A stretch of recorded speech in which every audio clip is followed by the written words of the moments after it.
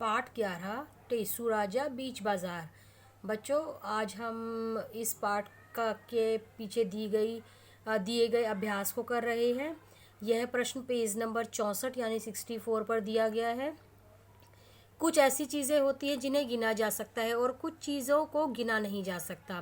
तो जिन चीज़ों को गिन सकते हो उनके आगे हाँ, जिन्हें नहीं गिन सकती हो उन्हें उनके आगे नहीं लिखो। तो कंबल के खाने, कंबल में जो चेक का डिज़ाइन होता है उन्हें हम नहीं गिन सकते, तो इसके आगे आपने नहीं लिखना है।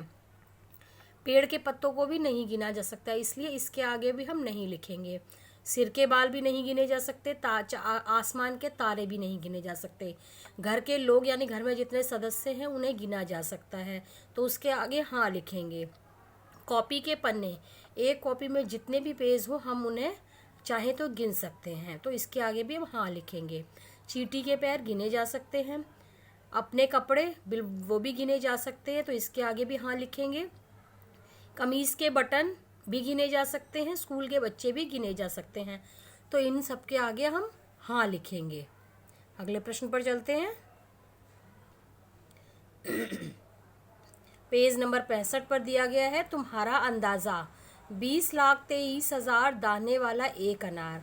क्या सचमुच अनार में इतने दाने होते हैं? जी नहीं, इतने दाने किसी भी अनार में नहीं होते हैं। तो अंदाजे से बताओ। अंदाजे से यानी कि आपने एक अनुमान लगाना है कि कितने होंगे, एक अनार में कितने दाने होते होंगे। 200, 150, 200 लगभग इतने ही दाने एक अनार में होते होंगे, तो आपने लिख देना है 200। एक मटर में कितने दाने होते होंगे? 6 या 7 दाने मटर में होते हैं। एक भुट्टे में कितने दाने होते होंगे? लगभग 200।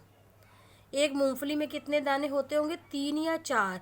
आप इस अपने अंदाजे से भी इसे लिख सकते हैं और मौका मिलने पर इसकी जांच अवश्य करनी है कि आपने इस आंसर को सही लिखा है या नहीं।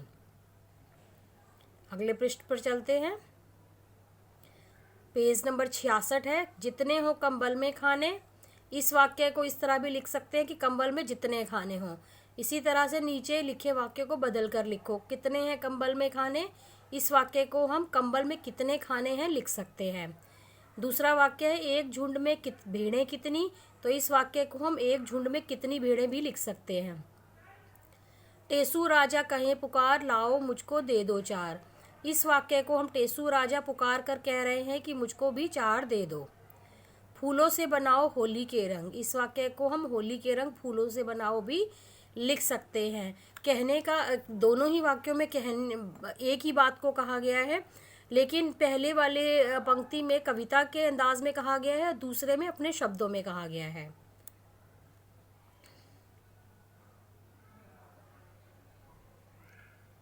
पेज 67 है, टेसू राजा बीच बाजार खड़े हुए ले रहे अनार।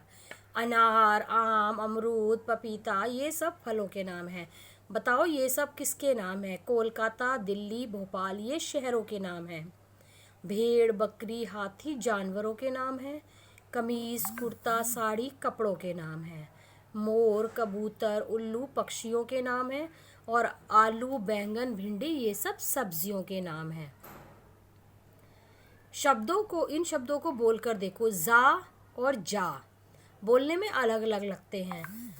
जब किसी वर्ण के नीचे नुक्ता लगा होता है तो उसका उच्चारण बदल जाता है।